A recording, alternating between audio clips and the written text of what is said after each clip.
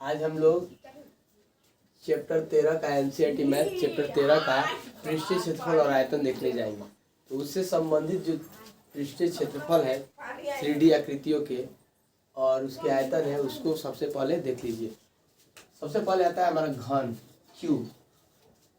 सभी जानते हैं कि घन में 6 सतह होते हैं, 12 भुजाएं, 8 शीर्ष होते हैं। तो इसका संपूर्ण पृष्ठीय क्षेत्रफल हो जाएगा आपका 6 गुणे भुजा का स्क्वायर।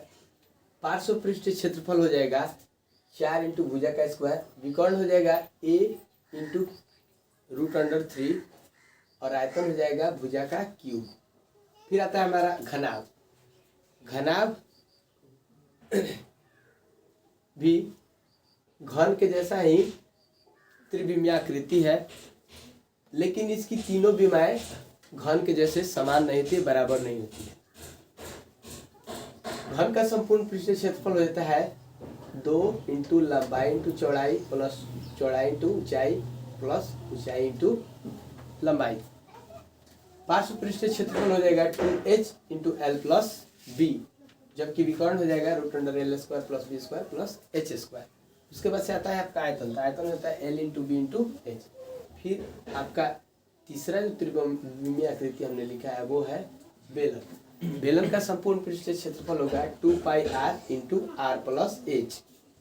फिर होगा आपका पार्श्व पृष्ठीय क्षेत्रफल। पार्श्व पृष्ठीय क्षेत्रफल कहने का मतलब हो गया ये क्षेत्रफल, ये इसमें टॉप का जो क्षेत्रफल है और बटन का उसको हटा देंगे तो पार्श्व पृष्ठीय क्षेत्रफल जो बचेगा वो हो जाएगा। पार्श्व पृष्ठीय क्षेत्रफल का फॉर्मूला होता है 2πr इंटू एच। उसके बाद से आयतन। आयतन का फॉर्मूला क्या हो जाता है πr² इंटू एच। फिर आता है आपका गोला। गोला ये गोला का संपूर्ण पृष्ठीय क्षेत्रफल होगा πr² और एच, जबकि आयतन का होगा इसका 4/3πr³। अब इसमें पार्श्व पृष्ठीय क्षेत्रफल नहीं होता है। इसके आगे हम लोग और जो बच गए हैं त्रिविमीय आकृतियां उसको देखेंगे।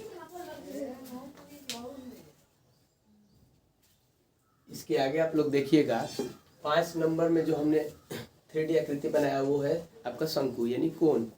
इसका तिर्यक ऊंचाई ये है, इसकी तिर्यक ऊंचाई। ये जो लंबवत इसके आधार के लंबवत जो खींचा गया ये है इसकी ऊंचाई और ये है इसके आधार की त्रिज्या। तो तिर्यक ऊंचाई, शंकु के तिर्यक ऊंचाई का फॉर्मूला होता है √r² प्लस h²। पार्श्व पृष्ठीय क्षेत्रफल। पार्श्व पृष्ठीय क्षेत्रफल बोलने का मतलब हो गया ये, इसमें आपका ये आधार सम्मिलित नहीं है, ठीक ना जी। पार्श्व पृष्ठीय क्षेत्रफल आपका हो जाएगा πr इंटू l। उसके बाद से होता है संपूर्ण पृष्ठीय क्षेत्रफल। इसमें क्या होगा जी, पार्श्व पृष्ठीय क्षेत्रफल और साथ ही आधार का क्षेत्रफल दोनों जुटेगा। तो ये आपका हो जाएगा πr into l plus r, जहाँ इसमें शामिल है आधार का क्षेत्रफल और पृष्ठीय क्षेत्रफल दोनों। उसके बाद होता है आपका आयतन। इसका आयतन होगा 1/3 of the volume of sphere, मतलब कि गोले के आयतन का 1/3। गोले का आयतन कितना होता है, इसमें 1/3 से गुणा कर लीजिए। फिर होता है आपका अर्धगोला हेमिस्फीयर। ये अर्धगोले का पार्श्व पृष्ठीय क्षेत्रफल। यहाँ पे पार्श्व पृष्ठीय क्षेत्रफल बोलने का मतलब हो गया कि ये एरिया, ये ऊपर वाला जो सतह दिख रहा है वो नहीं। तो इसका पार्श्व पृष्ठीय क्षेत्रफल हो गया केवल 2πr²। गोले का होता है 4πr², उसका हाफ कर लीजिए, केवल ये क्षेत्रफल हो जाएगा। उसके बाद होता है संपूर्ण पृष्ठीय क्षेत्रफल। संपूर्ण पृष्ठीय क्षेत्रफल में क्या होगा जी, तो ये पार्श्व पृष्ठीय क्षेत्रफल जो है इसके साथ साथ ये जो ऊपर वाला क्षेत्रफल है वृत्ताकार क्षेत्रफल जिसका क्षेत्रफल होगा πr², वो जुट जाएगा। तो हो जाएगा 2πr² और उसका 3πr²। उसके बाद से होता है इसका आयतन। तो आयतन क्या होगा, गोला जितना संपूर्ण गोला जितना आयतन रखेगा उसका आधा ये रखेगा, यानी इसका हो जाएगा 2/3πr³।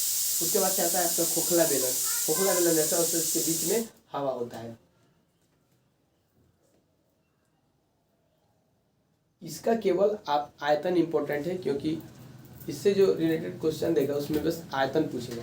तो इसका आयतन हो जाएगा πh इंटू बाहरी त्रिज्या का स्क्वायर माइनस आंतरिक त्रिज्या का स्क्वायर। ये होता है इसके केंद्र से इसके बाहरी परिधि तक की लंबाई को बाहरी त्रिज्या बोलते हैं और इसके केंद्र से इसके आंतरिक लंबाई तक केंद्र से इसके आंतरिक जो इसका सतह होता है उसके बीच की दूरी आंतरिक त्रिज्या कहलाती है। तो ये हो गया इसके खोखले बेलन का आयतन का फॉर्मूला। फिर आता है आपका खोखला गोला, ये है आपका खोखला गोला।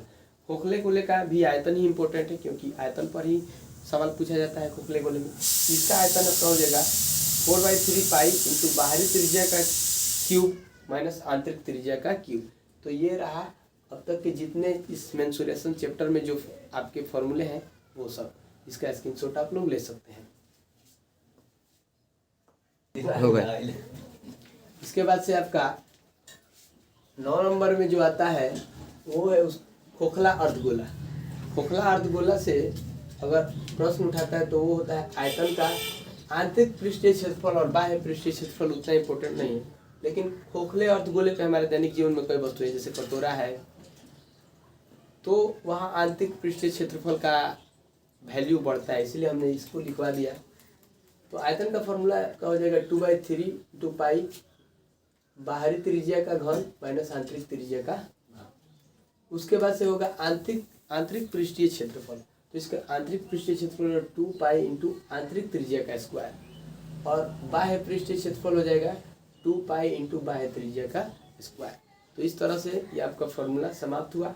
अब नेक्स्ट वीडियो में आप लोग देखिएगा इसका एक्सरसाइज। धन्यवाद।